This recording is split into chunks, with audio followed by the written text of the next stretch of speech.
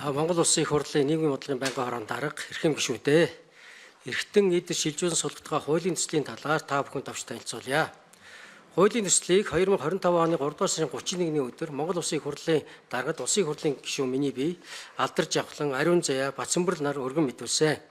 Монгол улсад донорын тухай хууль анх 2000 онд батлагдсан бөгөөд хуулийн үндсэн санаа агуулган цусны донорын үйл ажиллагааг зохицуулах зорилттой байсан. Улмаар 2012, 14, 15, 21 онуудад нэмэлт өөрчлөлт оруулсан байна. Энэ хугацаанд манай улсын ангаах ухааны салбарт эргэтэн эдэр шилжүүлэн суулгах эмчилгээ, үйлчилгээ улам хөгжин, өргөжин тэлж, эмчилгээний арга хэлбэр, тоо чанар зэрэг нь хөгжлийн шинэ үе шатанд гарсантай уялдан дээр дурдсан удаа дараагийн нэмэлт өөрчлөлт, шинжилсэн найруулгаар эргэтний донор, эргэтэн шилжүүлэн суулгах эмчилгээний талаар заалтууд нэмж тусгагдсаар ирсэн. Монгол улсад эргэтэн эдэр шилжүүлэн суулгах эмчилгээ хөгжиж ирсэн талаар Монгол улсад анх 2006 онд бөөр шилжүүлэн суулгах мэс заслыг улсын клиникийн төв эмнэлэгт амжилттай хийснээр эргэтэн эдээс шилжүүлэн суулгах эмчилгээ эхэлсэн.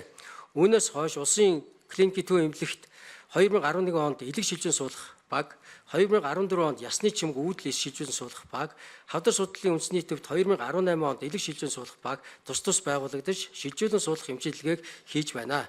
Түүнчлэн эд эс үр шилжүүлэн суулгах эмчилгээний төрлүүд хурцтай хөгжиж иргэдийн амьдралын чанарыг сайжруулах, үр хүүхдтэй болох хүсэл мөрөөдөл нь биелэл болгож байна.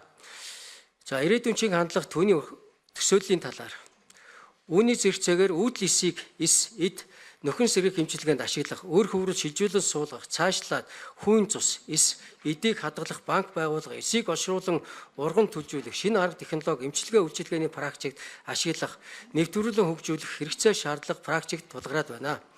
Учир нь дэлхийн өндөр хөгжилтэй орнуудад энэ төрлийн эмчилгээ үйлчилгээний салбар ичимтэй хөгжин, өргөжин тэлж, энэхүү эмчилгээнээс гарсан үр дүн суурилсан судалгаа шинжилгээ, эмчилгээний чанар хүртээ хэмжээг улам сайжруулах, хөгжүүлэх ажлууд өргөн хийгдэж байна.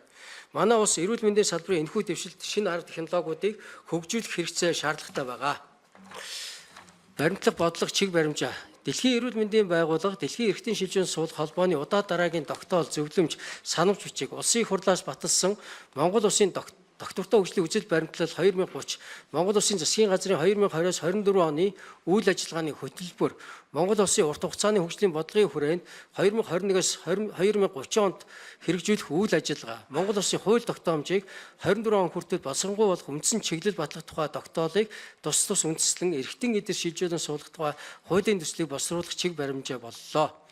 Дэлхийн улс орон олон улсын жишгийг дуртахад дэлхийн 93 улс оронд эргэтэн эдэр шилжүүлэн суулгах эмчилгээ үйлчилгээг ямар нэг хэмжээгээр хийж гүйцэтгэж байгаа бөгөөд эдгээрээс 90 оронд эргэтэн эдэр шилжүүлэн суулгах эмчилгээний тухай бие даасан хууль тогтоомж үйлчилж байна.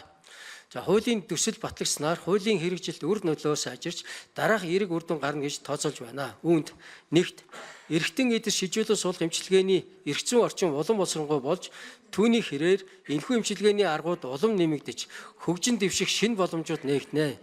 Хоёрт иргэд эх орондоо дэлхийн жишигт нийцсэн чанартай эмчилгээ үйлчилгээг хүртээмжтэй хүртэх боломж нэмэгдэнэ. Гадаад улс орнд руу эргэтэн эдэр шилжүүлэн суулгах эмчилгээнд явах зардал, чирэгдэл мэдэгдэхүйс багасж гадагшаа урсгах мөнгөний урсгал буурнаа. 3. Эргэтэн эдэр шилжүүлэн суулгах үйл ажиллагааг зохицуулах удирдлагын тогтолцоо үйл ажиллагаа шинэ шатанд гарнаа.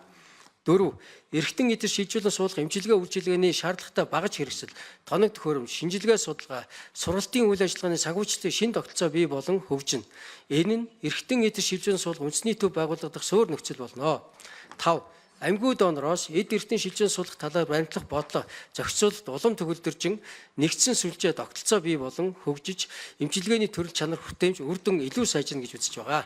Анхаарал хандуулсан Улсын их хурлын нийгмийн бодлогын байнгын хорооны дарга гишүүд та бүхэнд баярлалаа.